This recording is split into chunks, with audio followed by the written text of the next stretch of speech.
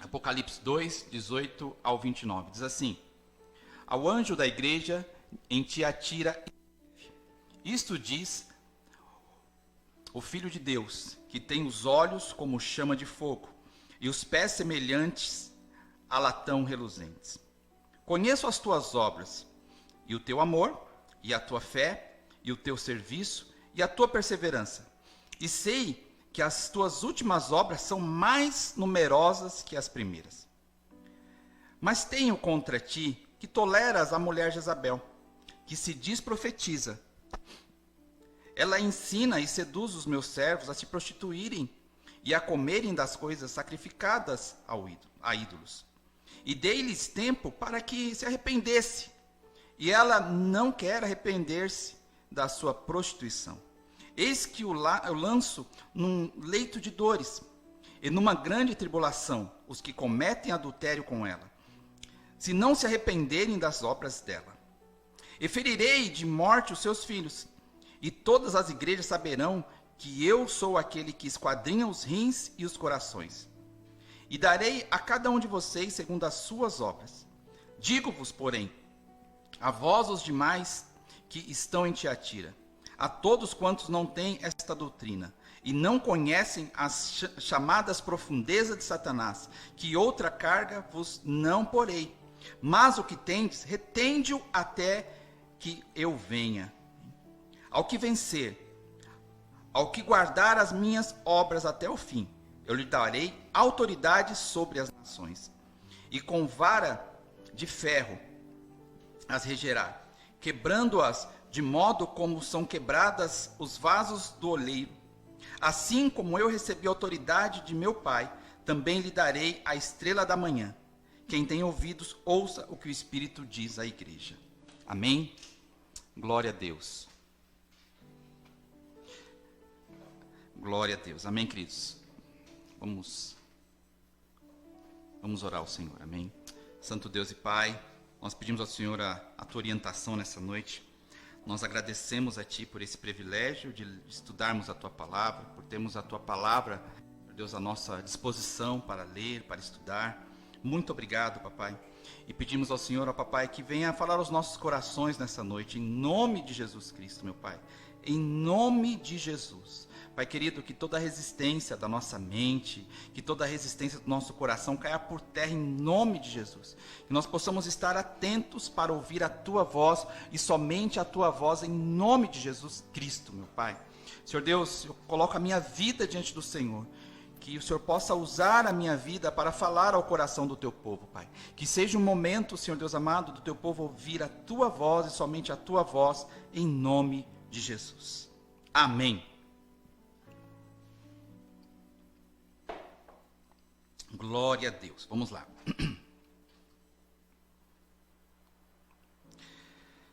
Essa é a quarta carta que nós estamos estudando, amém? E essa carta ela é a mais extensa e dirigida à cidade talvez ali menos importante daquela região, né? Então assim, ela faz um caminho, né, saindo lá onde estava João, né? E ela percorre um caminho passando por cada uma dessas cidades, né, como se fosse realmente ali um correio, né, o caminho do correio, para poder entregar ali, né, ao anjo da igreja, que eu já falei sobre isso. O anjo da igreja lá era o pastor, amém?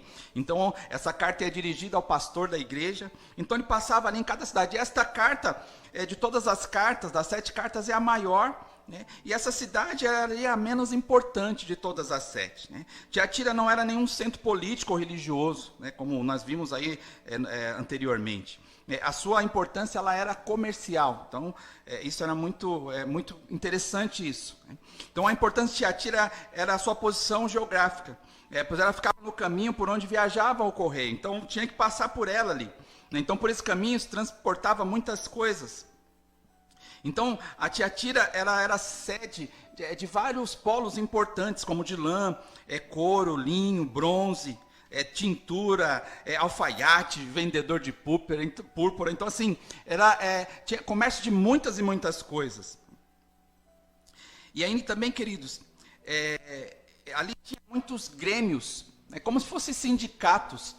E é interessante ressaltar isso, porque isso vai fazer toda a diferença nessa carta, né? Porque esses grêmios, eles estão de repente ali, cada segmento, ela tinha ali o seu grêmio, né, seu sindicato.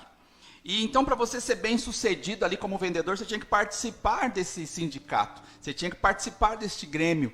E é o que acontece, queridos, que desse grêmio não era só uma participação, eu vou fazer parte dessa associação, vou fazer parte desse sindicato. Era algo mais profundo, porque você tinha que compactuar com tudo aquilo que eles faziam. Então, se eles tinham lá um Deus que eles adoravam, aqueles que serviam, que faziam parte daquele sindicato, tinham que adorar também aqueles deuses, tinham que participar das suas festas. Eu vou falar mais sobre isso. Então, este sindicato, quando as pessoas participavam, os comerciantes, era uma oportunidade ali de prosperidade, né? Então surgia ali uma esperança de prosperidade. Então, cada grêmio ele tinha a sua divindade tutelar, né? Então, nessas reuniões havia banquetes, comidas, tudo sacrificadas a eles. Consagravam essas comidas aos ídolos. Então, as pessoas que participavam, além de adorar aquele ídolo, também comia dessas comidas que eram sacrificadas, né?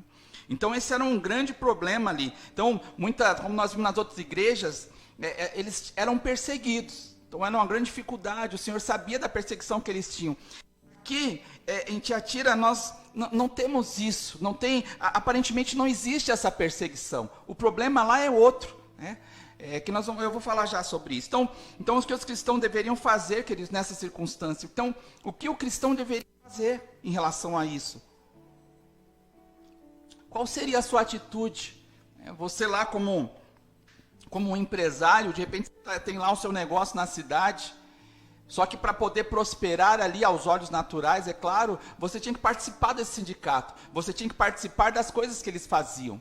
E o que fazer?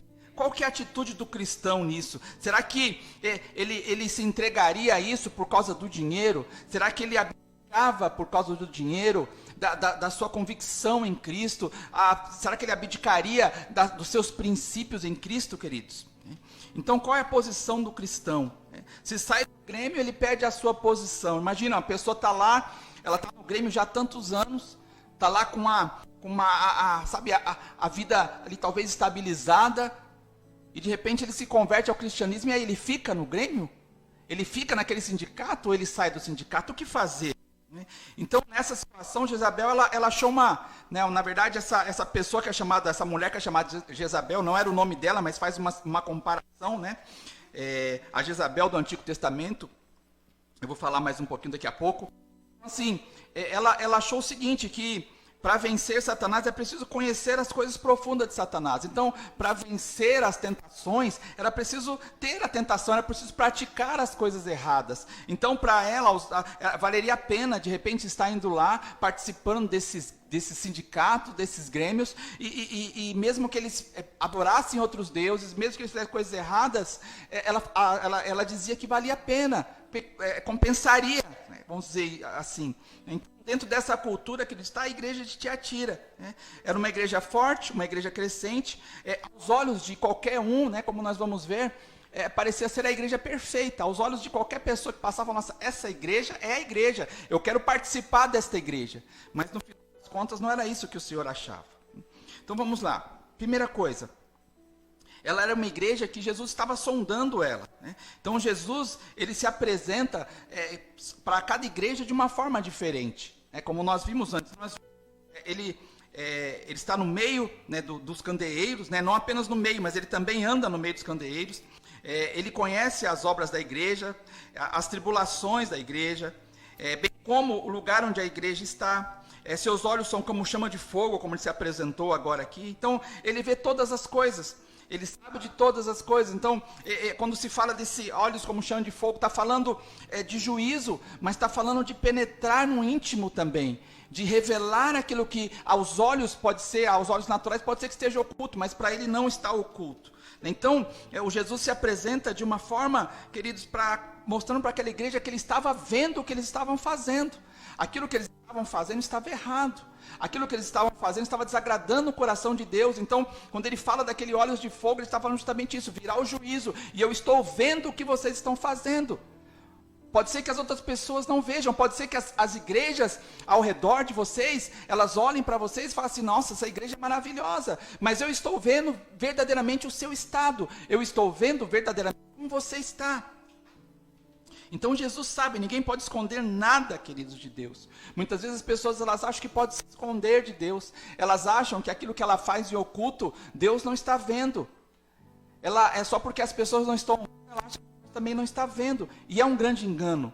Deus vê todas as coisas. Deus, ele sabe de cada palavra antes de nós falarmos. A Bíblia fala que antes de nós orarmos, ele já sabe o que nós vamos pedir. Ele já sabe da nossa necessidade. Antes de nós falarmos alguma coisa para ele. Então Deus já conhece todas as coisas. Então não dá para esconder nada dele. Podemos às vezes esconder das pessoas. Podemos às vezes esconder de pessoas íntimas. Nossa, mas de Deus não, queridos. Ele vê todas as coisas. Então no juízo, no dia do juízo, vai ser julgado cada segredo que os homens faziam, cada segredo. Não vai ser simplesmente aquilo que aparecia, mas vai ser aquilo que estava oculto. E aquilo que está oculto, mais cedo ou mais tarde, vem à tona, né? Uma outra coisa, Jesus sabe que em meio à grande multidão, quem são os fiéis? Ele sabe, no meio de uma grande multidão, quem realmente é fiel a ele. Ele sabe quem o busca de verdade ou quem está fazendo as coisas somente para mostrar para as pessoas. Ele sabe quem realmente é cristão. Ele sabe realmente quem é santo, quem é fiel. Ali, né, os fiéis, né, os que eram fiéis, os que estavam tolerando o pecado, né, e os que estavam vivendo no pecado. Então ali nós temos 3 tipos de pessoas. O Senhor estava vendo. Ele estava vendo aqueles que eram fiéis. Aqueles que seguiam mesmo ao Senhor, aqueles que não se prostraram diante de toda aquela situação. Ele via aqueles que estavam, sendo ali, vamos dizer assim, tolerante àquela situação, tolerante àquele pecado, olhando para aquilo lá e falando, não tem nada não, né? Isso aí todo mundo está fazendo. E também estava vendo aqueles que estavam fazendo e cometendo aquilo, que estavam realmente ali, junto com esta mulher, com Jezabel, adulterando. Uma outra coisa, Jesus vê tudo de bom que a igreja faz. Nada se oculta, queridos. Tudo de bom que nós fazemos não fica oculto aos olhos do Senhor. Tudo, todas as coisas. Muitas pessoas acham que Deus só vê as coisas ruins, só vê as coisas erradas que nós fazemos para vir julgar, para vir um juízo. Não. Deus vê todas as coisas, está tudo registrado, as coisas boas que nós fazemos e as coisas ruins que nós fazemos. E aqui é importante ressaltar algumas coisas que ele fala aqui, né, que ele fala aqui para Tiatira. Então ele diz, né, o que faltava, né, ele está falando aqui lá em Éfeso, faltava, né, amor, né, mas aqui em Tiatira tinha amor. Então os olhos dele, ele via as obras, né, lá no versículo 19, eu conheço as tuas obras. Conhecia as obras. Era uma igreja que trabalhava, queridos. Depois ele fala que o teu serviço, é uma igreja que labutava. Era uma igreja que trabalhava. De repente era uma igreja que evangelizava, uma igreja que pregava, uma igreja, queridos, que de repente juntava mantimento e entregava para as pessoas, uma igreja que não podia ver um necessitado que ia ajudar. Era uma igreja, queridos, que realmente queria fazer o melhor para as pessoas. Ela tinha amor, ela fala que tinha também uma igreja de muita fé, ela é uma igreja que tinha fé. Então aqui, sabe, queridos, é uma igreja que acreditava, não era uma igreja que ficava aí, bobeira, duvidando das coisas de Deus, não, ela acreditava em Deus, acreditava na palavra, né? Então assim, ela é uma igreja também que perseverava, no meio de repente de tribulação, no meio de perseguição, no meio de situações difíceis, elas perseveravam, elas não desanimavam facilmente, elas não baixavam a guarda, elas estavam ali, né, prontas a servir, prontas a estar ali de coração aberto ao Senhor, prontas a servir ao Senhor, custe o que custar. E aí, queridos, uma coisa mais ainda tremenda, olha o que ele diz, né, no finalzinho do versículo 19, sei que as tuas últimas obras são mais numerosas que as primeiras. Olha que tremendo, queridos. Ele está falando de uma igreja que está crescendo. Uma igreja que está em ascensão. Uma igreja que está crescendo. Então, as obras dela, hoje, era maior ainda do que a do passado. Isso é tremendo, queridos. Quando nós vemos isso, isso é maravilhoso.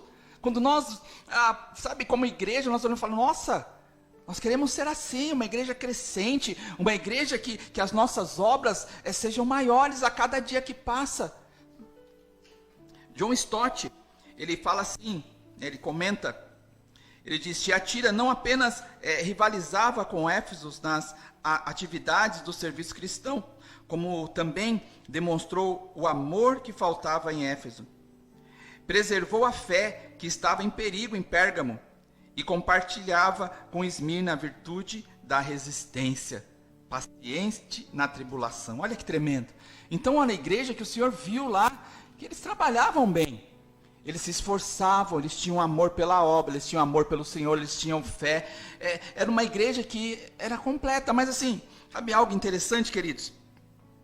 Nós vivemos numa época agora que falta fé. Muitas pessoas não acreditam mais em Deus, né? A quantidade de ateus ela tem crescido, né? Cada ano que passa tem crescido, né? E muitas pessoas não creem mais, né, tanto em Deus como antigamente. Existe, infelizmente, um esfriamento no amor. E aí o que acontece? Nós vemos aqui, queridos, que muitas vezes, não é porque a pessoa vai lá e ela faz uma boa ação, como nós tem tantas outras religiões e tudo mais, e pessoas, mesmo ateus, que vão lá e são mais abençoadores, são mais desprendidos do que o próprio cristão. Vai lá e abençoa, pessoas de outras religiões vão lá e levanta cesta básica, levanta dinheiro e faz para ajudar as pessoas. E é algo tão lindo isso, né? Algo bonito, mas isso não quer dizer que essa pessoa é de Deus. Isso não quer dizer, queridos, que aquela associação é de Deus. Isso não quer dizer, queridos, que a pessoa está fazendo a vontade de Deus. Então nós precisamos filtrar muito isso. Você vê que aqui eles faziam tantas coisas boas, mas aos olhos do Senhor não teve muito valor, porque tinha algo muito pesado sobre aquela igreja, algo muito pesado. Vamos lá, Jesus veio a uma igreja que tolerava o pecado. Isso é muito sério, né? Jesus reprova a falsa profetisa. Ele reprova a igreja. Está fazendo tudo, está amando, está trabalhando, está fazendo isso, aquilo, está ajudando as pessoas. É uma igreja de fé, mas ela tolera o pecado. E aí, queridos, esse é um grande problema, né? Então a igreja de Tiatira estava crescendo, por isso Satanás procurou corrompê-la de uma outra forma. Lembra que eu falei semana passada? Às vezes o perigo não está fora da igreja, muitas vezes o perigo está dentro da igreja. Às vezes pessoas que falam que se converteram, que entregaram a vida a Cristo, de repente essas que vão causar problemas. E aqui nós vemos essa profetisa, a Jezabel, né? Na verdade aqui o nome dela provavelmente era outro, né? Mas faz uma comparação aqui a Jezabel do Antigo Testamento, né? E aí, queridos, lá nessa época, ela foi uma rainha, esposa de Acabe ali, que causou muito mal a Israel. Começou ali o culto pagão a Baal. Ela foi aquela que falou que ia matar Elias e Elias fugiu. Sabe, queridos, foi uma mulher muito terrível, muito complicada. E aí que ele está fazendo essa comparação aqui com ela. E assim, esta mulher, queridos, ela enganava os cristãos. E aí, um outro fato, ela tinha um cargo na igreja, ela é profetisa, então provavelmente era um dado para ela o púlpito também para ela falar, só que ela tinha uma convicção totalmente errada, queria ali, de repente, criar um novo cristianismo, um cristianismo que não era o cristianismo verdadeiro. Então ela não só perseguiu os profetas naquela época, mas também promoveu o paganismo. Então a liberdade que ela pregava era uma verdadeira escravidão, porque a tolerância da igreja com o falso ensino provoca a ira de Deus. Então aquilo que ela chegava lá e falava algumas coisas e corrompia o coração das pessoas. William Barclay, ele fala assim: aqui temos uma advertência, uma igreja cheia de gente, cheia de energia e atividade. Não necessariamente é verdadeira igreja. É muito fácil encher de gente uma igreja quando os fiéis vêm para ser entretidos e não para ser instruídos, para ser tranquilizados em vez de ser desafiados e confrontados com a realidade de seus pecados e com a oferta de salvação. Uma igreja pode chegar a estar cheia de energia, Pode ser que esta igreja não descanse em suas múltiplas atividades, mas nessa abundância de energia, todavia, pode ter perdido o centro da sua vida, em vez de ser uma igreja, uma congregação verdadeiramente cristã, não passa de um clube social. Olha que forte isso, queridos, né? Então, assim, uma igreja que ela não prega a verdade, uma igreja que não fala de pecado, uma igreja que não fala de arrependimento, qual o sentido, queridos? Isso é o que tem acontecido. Então, assim, a igreja, quando ela fala a verdade, quando ela prega a palavra, ela vai incomodar as pessoas. Não tem jeito, é fato isso. Quando ela prega a palavra, quando ela fala da palavra, quando ela confronta os pecados, ela vai incomodar. Porque as pessoas não querem ser confrontadas. As pessoas não querem. Elas querem, queridos, que você passe a mão na cabeça. Elas querem que você passe a mão nos seus pecados. E esse é um grande problema. Então, por amor à igreja, o Senhor denuncia o que está acontecendo. Jesus fala para ela o que está acontecendo. Jezabel estava ensinando a igreja que a maneira de vencer o pecado era conhecer as coisas profundas de Satanás. Vê se tem condição, queridos. Olha, para nós entendermos um pouco isso. Nas igrejas hoje, vamos pensar no âmbito geral. Muitas vezes, vai lá uma pessoa que ela foi usuário de droga, ou ela foi uma prostituta. Sabe, queridos, foi uma pessoa que de repente pertencia a uma facção criminosa, e ela passou a vida inteira naquela facção, e de repente ela vai e se converte. Ela vai lá, se converte, entrega a vida ao Senhor, e aí ela vai lá e vai dar o testemunho, e ela passa aquela 55 minutos, dá 1 hora de tempo, falando daquilo que ela fazia. E 5 minutos falando do que Jesus fez na vida dela. Isso é fato, isso ocorre direto, né? E aí, queridos, as pessoas se levantam, né? Isso é para aplaudir de pé, e as pessoas se levantam e aplaudem, glorificam a Deus, né? Amém? Mas, e aquela pessoa, queridos, que ela nasceu no berço evangélico, um berço cristão, ela se entregou a Cristo muito cedo, se batizou muito cedo, e ela tem uma vida centrada em Cristo. Ela passou por muitas tentações, não caiu nas tentações, pecou porque ninguém é perfeito, mas ela não fez as coisas, não voltou para o mundo, ela não fez do mundo a sua habitação ali, de fazer as coisas erradas. Ela seguiu uma vida regrada, uma vida buscando a Deus, uma vida servindo a Deus, e de repente ela vai dar lá um testemunho. Para muitos isso não tem valor. Para muitos tem mais valor aquele ou aquela que estava no mundo, que bebia, que usava droga, que fazia um monte de coisa errada, do que essa que andou certo, do que essa que viveu a vida correta. É isso que Jezabel estava tentando fazer, que as pessoas têm que ir, sabe, queridos, ia lá no profundo de Satanás, ia lá conhecer as profundezas, sabe, o mundo obscuro, a dark web, vamos dizer assim.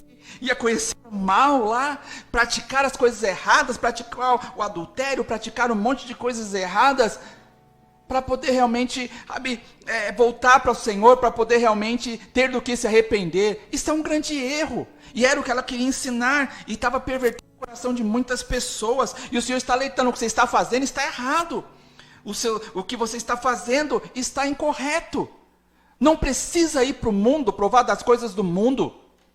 Não tem necessidade de conhecer as coisas mundanas, não tem necessidade de conhecer as coisas erradas.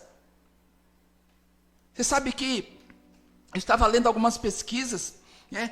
Parece que as pessoas elas querem buscar coisas novas, elas querem coisas novas, e não estão contentes. Deus é um Deus de coisas novas, Deus pode nos dar coisas novas, experiências novas, todo dia, todo santo dia. Nós podemos ter experiências novas com o Senhor. Deus é um Deus de coisas novas. Mas tem pessoas que muitas vezes querem atrair coisas novas. Não, vamos mudar isso, vamos mudar aquilo. E era o que ela estava querendo fazer. Tentando mudar algo que já é perfeito. Né? A palavra de Deus, ela sabe, é perfeita, ela não tem erros. A inerrância da palavra é maravilhosa, queridos. E muitas vezes as pessoas querem buscar coisas novas, e aí elas acabam entrando no mundo da perdição. Até muitos crentes muitas vezes falam assim, não, o fulano de tal vai para o mundo lá, mas daqui a pouco ele volta. Não, é melhor que ele não vá para o mundo. É melhor que ele não se prostitua, é melhor que ele não use droga. Né? Hoje nós temos uma quantidade de jovens envolvidos em drogas. Eu estava lendo algumas reportagens, era isso que eu ia falar, que a grande maioria vai por curiosidade, porque está querendo algo novo, algo diferente. E aí, lógico que depois disso tem outras coisas, né? Existem outras pessoas que vão por alguns tipos de problemas, mas eu quero dizer assim, queridos, o que Deus tem para mim e para você, queridos, é coisas novas todos os dias. Nós podemos provar de coisas novas todos os dias. Então o argumento dela era que para vencer Satanás era preciso conhecê-lo. Para vencer Satanás era preciso se aprofundar nas coisas deles. É um grande engano. Nós somos mais que vencedores em Cristo Jesus. Quando nós invocamos o nome do Senhor, o inferno estremece. Não precisamos entrar na escuridão para poder saber combater a escuridão. Então, os pecados da carne podiam ser livremente tolerados, sem juízo, sem prejuízo. Isso é um outro grande engano. Está errado. Né? Como João, ele combatia muito isso com os agnósticos, que eles acreditavam que o corpo não servia para nada, a carne, ela ia morrer, ela ia ser enterrada mesmo ali, o bicho ia comer, ela ia apodrecer, o que valia a pena, então, era o espírito. Né? Então, assim, queridos, eles faziam um monte de coisa errada, falando que não tinha problema, porque era carne. Está errado. Está errado. Então, nós precisamos entender, queridos, nós não podemos tolerar estas coisas, porque sempre virá o juízo. Né? Então o que se pretendia era deixar que o corpo se afundasse no pecado. Esta era a visão dela. Vai lá, se afunda, faz coisa errada mesmo, faz, não tem problema. A graça sobre graças que se pegam hoje, é o evangelho light, não tem problema não, depois Deus perdoa. Depois Deus perdoa. Isso é um tremendo engano, um tremendo erro, queridos. Quando você lê lá em Levíticos, do Antigo Testamento, quando você lê lá e você começa a ver sobre quando vai se oferecer o sacrifício, Deus sempre fala daquele pecado no qual a pessoa não tinha consciência do que estava fazendo. Agora, a partir do momento que a pessoa sabe que aquilo é errado e ela quer fazer mesmo assim, ela vai ser condenada. E muitas vezes, por que vai arriscar a salvação por coisas tão pequenas? Para poder satisfazer um momento tão, sabe, às vezes de 1 minuto. Então a proposta de Jezabel era oferecer uma nova versão do cristianismo, um cristianismo barato.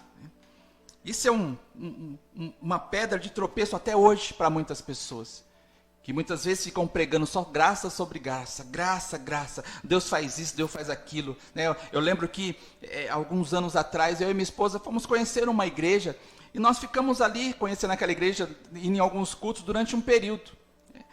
E nenhuma pregação, queridos, falou de arrependimento. Nenhuma pregação falava de arrependimento, nenhuma pregação falava de pecado. Só falava que Deus ia fazer isso, que Deus ia fazer aquilo, que Deus ia fazer aquilo outro, que Deus curava, que Deus restaurava. E onde está o arrependimento? Onde está o perdão dos pecados? Uma igreja confrontada por Jesus, queridos, ela está tendo uma oportunidade de arrependimento. Então, aquilo que eu falei, Jesus ele veio com muito amor para confrontar ali as igrejas, para mostrar para elas que o caminho que elas estavam seguindo estava errado, que elas precisavam mudar de direção. Ele não veio direto com o juízo. Nós, seres humanos, muitas vezes nós vamos lá direto com o juízo. A pessoa faz algo errado e muitas vezes nós queremos pagar com a mesma moeda, que é errado. Mas muitas vezes o ser humano faz isso, mas o Senhor não. Ele estava lá olhando, os olhos de fogo sondando lá as profundezas de cada coração, sabendo o que passava ali nos bastidores, sabendo o que cada um fazia. E ele poderia ter vindo ali com juízo, já destruído todos. Mas o Senhor está vindo justamente para poder chegar lá, queridos. para poder chegar lá e dar para eles mais um momento para se arrepender, né? Porque Deus, ele é paciente, ele é longânimo, mas um dia a taça transborda, um dia o cálice transborda, chega uma hora que não vai ter mais, um dia se extrapola. Ele não tem prazer na morte do ímpio, queridos. Ele não tem prazer que as pessoas vá para o inferno. Ele não tem prazer que ninguém se perca. Ele não tem prazer de ver uma pessoa ali que se entregou a vida a ele voltar para o mundo. Ele não tem prazer nisso, em ver aquele que colocou a mão no arado voltar e olhar para trás. Tem prazer nessas coisas, queridos. A vontade de Deus é que todos venham a conhecê-lo, que todos venham ser salvos.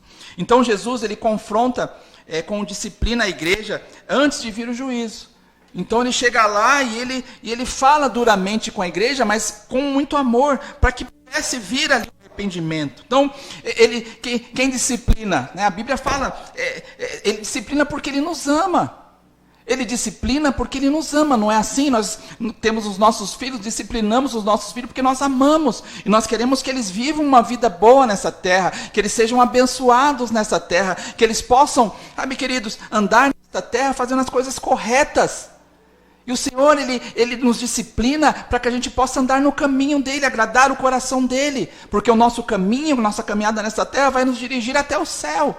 E nesse percurso nós não podemos desviar nem para a direita, nem para a esquerda. Então, sem arrependimento, o juízo é inevitável.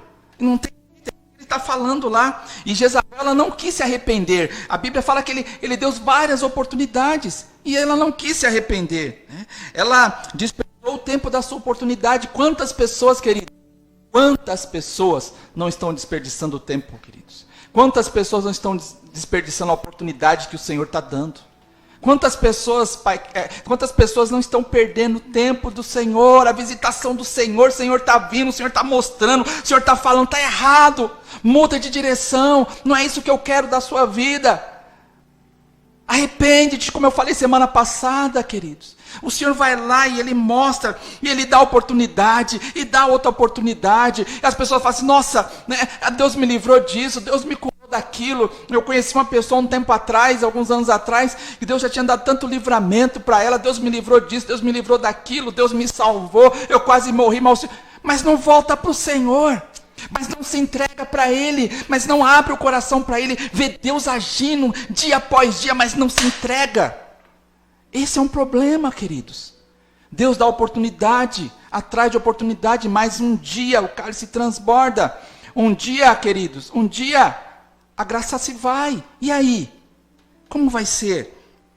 Então ela zombou, né? Ela zombou do Senhor. Zombou do Cordeiro. Aquilo que ela pregava era contra a palavra. Aquilo que ela pregava só levava as pessoas, né, para mau caminho. Imagina, querido, o peso que estava sobre a vida dela, pregando coisas ilícitas, pregando coisas que não era a vontade de Deus, e sendo considerada no meio deles profetisa ainda. Né? Quantos profetas que não são de Deus, quantos profetas de Satanás têm se levantado para falar besteira, queridos? Para falar coisas malditas, coisas que não vêm da boca do Senhor. Né? Quantas palavras malditas têm saído? Então agora, querido, eles e os seguidores dela vão ser castigados com doença, né, e com uma grande tribulação, que é que fala lá no versículo 22 e 23. Né? Então o juízo contra o pecado será fatal, queridos, no final. Não tem jeito. Né? Não tem como. Nem tudo está perdido. Amém? Repete comigo. Nem tudo está perdido. Nem tudo está perdido. Dentro desta igreja, tinha as pessoas retas. Dentro desta congregação, querido, desta igreja, tinha pessoas fiéis a Deus. Tinha pessoas que não se dobraram. Isso me arremete lá a Elias, né? Quando Elias ele sai fugido ali de Jezabel, quando ele entra lá na caverna, ele começa, sabe, a ficar triste, ele pede até a morte. Ele achou que ele estava sozinho, mas o Senhor fala que tinha mais, se eu não me engano, 7.000 lá dentro de Israel que não se dobraram a Baal. Então, essa igreja tinha pessoas ali, queridos, que buscavam a Deus. Tinha pessoas ali que amavam a Deus. Então, queridos, é possível viver, sabe, queridos, num lugar sem ser contaminado. É possível nós passarmos neste mundo sem sermos contaminados pelas coisas deste mundo. É possível nós estarmos aqui nesta terra sem sermos contaminados com as coisas dessa terra. É possível nós andarmos aqui sem fazermos as coisas que o mundo faz. É possível. É possível manter-se firme, queridos, na doutrina, mesmo quando outros se desviam. Mesmo quando outros se desviam dela. É possível se permanecer firme. Nesta caminhada cristã, quantas pessoas se desviaram, queridos? Quantas pessoas perderam uma fé? Quantas pessoas acharam que aquele caminho que elas estavam trilhando era o caminho de Deus? Era o que Deus tinha para a vida delas?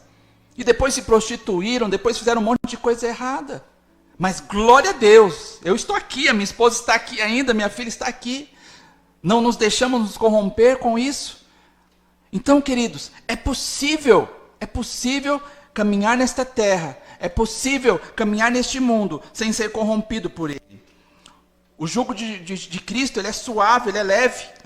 Os mandamentos do Senhor, eles não são penosos, eles são prazerosos, é para a nossa proteção, é para que a gente possa viver nessa terra uma vida boa, uma vida amável, uma vida que realmente sem fardos, uma vida com alegria, com paz. Uma outra coisa, é possível manter-se puro na conduta mesmo quando outros se corrompem.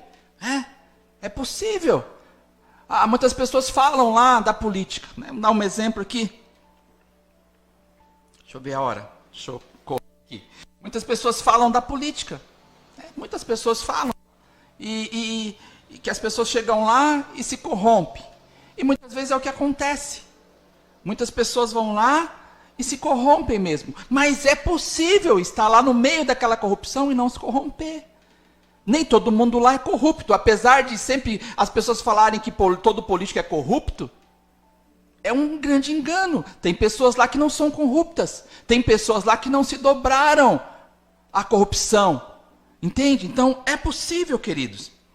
Então Deus nos escolheu para sermos santos. Deus nos chama para sermos santos, separados, vivermos uma vida em santidade, uma vida que glorifique e exalte o nome dele, né? Só os puros de coração verão a Deus. Não é qualquer pessoa que vai ver a Deus, não é qualquer pessoa que vai contemplar a face do Senhor lá no céu, somente os puros de coração. E sem santificação ninguém vai ver a Deus. Se o crente não buscar uma vida de santificação, uma vida, sabe, queridos, separada deste mundo, mesmo vivendo nesse mundo, ele não vai ver a Deus. Eles precisam se apartar do mal e viver uma vida de novidade de vida. Então, nós precisamos nos afastar do mal. O mal, ele não pode fazer parte das nossas vidas. O mal não pode entrar na nossa casa. Nós precisamos guardar o nosso coração. Então, se o propósito de Deus é nossa santidade, o propósito de Satanás é nos destruir, é tirar toda a nossa santidade. O propósito de Satanás é nos corromper, é colocar coisas na nossa mente, no nosso coração, é colocar coisas na frente dos nossos olhos para tirar a nossa santidade, para nos afastar da presença de Deus, para nos afastar da presença de Deus, queridos. Ele está sempre procurando induzir o crente a fazer coisas erradas. A Bíblia fala que ele está ao nosso derredor. Ele ruge, ele não é um leão, ele ruge como um leão, ele procura espaço, procura brechas para nos atacar. Mas se nós tivermos uma vida no altar, uma vida de busca, uma vida de consagração, ele não vai conseguir nos derrubar. Todas as coisas já foram dadas por Cristo Jesus na cruz. Tudo o que nós precisamos já foi dado por Ele. Tudo que nós necessitamos, Ele já entregou para mim, para você, na cruz do Calvário. Muitas vezes nós estamos preocupados com tantas coisas, muitas vezes nós estamos querendo tantas coisas, tantas coisas, e é um grande engano, porque aquilo que nós precisamos, nós já conquistamos na cruz do Calvário. O Senhor já nos deu o principal de todas as coisas, que é a salvação. Ele já nos salvou, Ele nos resgatou da escravidão do pecado, Ele nos resgatou da escravidão, e nos libertou, e nós somos livres para viver em Cristo. Amém? Então, nós não precisamos de mais nada, tudo está feito. O banquete da salvação está à nossa disposição. Por que nós vamos querer o banquete do mundo? Por que nós vamos querer o banquete de Satanás? Por que nós vamos querer as coisas deste mundo, as coisas do inimigo? Sendo que Deus já nos satisfaz em Cristo Jesus. Uma outra coisa, a recompensa está reservada para os vencedores. Então, aqueles que vencerem. Então, a Bíblia fala aquele que aquele que perseverar até o fim será salvo.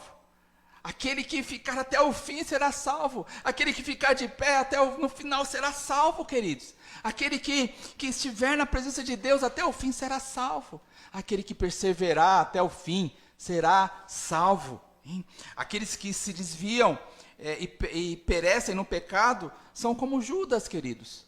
Ele andou 3 anos e meio com Jesus e no final das contas traiu a Cristo por 30 moedas. Então, se nós andarmos com Cristo, nós perseverarmos com Cristo, nós vamos reinar com Ele, que é o ponto aqui que nós estamos chegando já. Né? O vencedor vai julgar os ímpios e reinar com Cristo. Né? Então a falsa profetisa estava pregando que os crentes que não entrassem nos grêmios comerciais e não participassem das coisas, sabe que eles iam perder prestígio, eles iam ter problemas financeiros, eles não iam ter sucesso, mas aqueles que criam que Jesus Cristo é o Senhor, aqueles que criam que Deus Ele nos deu todas as coisas em Cristo Jesus, esses não ficavam abalados, porque eles sabiam que mesmo eles não estando naquele sindicato, naquele grêmio, eles iam prosperar, porque Deus é um Deus de prosperidade, mesmo eles sabendo que eles não estando naquele grêmio, eles poderiam passar por algumas dificuldades, mas eles sabiam que o Deus eterno estava com eles, ia fortalecê-los, ia ajudá-los, ia sustentá-los, porque o que eles precisavam estavam em Cristo Jesus. O que nós precisamos está em Cristo Jesus. Nós não precisamos entrar em esquemas ilícitos. Nós não precisamos entrar em esquemas ilícitos, querido, para poder nos enriquecermos. Nós não precisamos prazer as práticas do mundo para sermos abençoados nessa terra. É totalmente ao contrário disso. Nós servimos a Deus, nós nos entregamos a Deus, nós fazemos aquilo que agrada o coração de Deus e a partir daí, o Senhor nos abençoa. As bênçãos, elas correrão até nós e nos alcançarão. Nós não precisamos sair correndo desesperado atrás de bênção. Então Cristo ele ensina que não adianta ganhar o mundo inteiro e perder a alma. O que adianta ganhar tantas coisas? O que adianta corromper o coração para poder enriquecer? O que adianta, queridos, provar de todo o banquete de Satanás e perder a alma? Qual o sentido disso? Então, aqueles que têm dominado suas próprias paixões sobre a terra terão ascensão sobre outros no céu. Aqueles que conseguem frear, querido, aqueles que conseguem frear ali, queridos, o seu coração, aqueles que conseguem frear as suas paixões, eles vão reinar com o Senhor no céu. Eles vão poder julgar as nações lá no céu. E por último, o vencedor vai conhecer não só as coisas profundas, né, não vai conhecer as coisas profundas de Satanás, mas as coisas profundas de Cristo.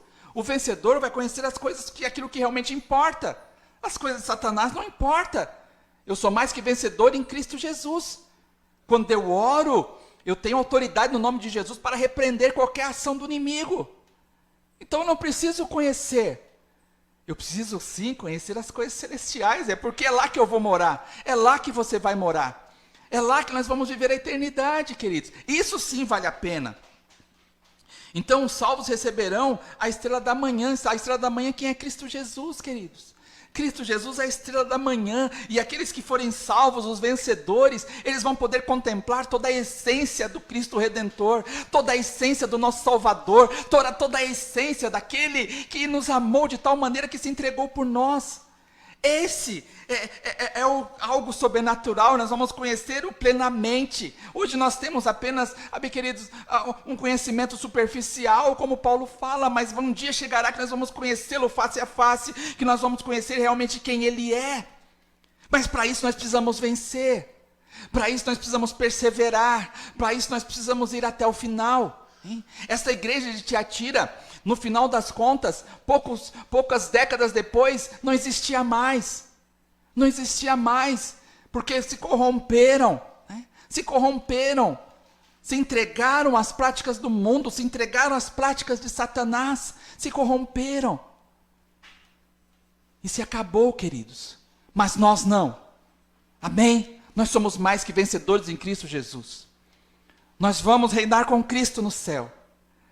Nós vamos poder, no final das contas, como os vencedores, contemplar a face do nosso Deus, contemplar a face do Altíssimo, contemplar a face daquele que nos amou primeiro, contemplar a face daquele que pode todas as coisas. Nós vamos poder olhar nos olhos dele e falar: Senhor, como tu és maravilhoso, como tu és tremendo, como tu és bondoso. Obrigado por ter me conservado firme e forte até aqui.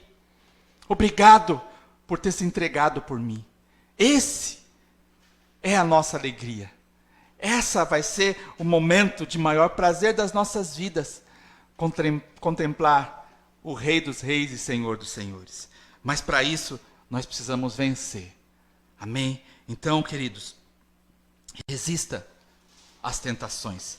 Resista aos levantes do inimigo. Resista a tudo aquilo que o mundo tenta te entregar, te mostrar que não vem de Deus, que não agrada o coração de Deus. Resista às tentações. Resista a tudo aquilo que o inimigo possa tentar colocar para te corromper.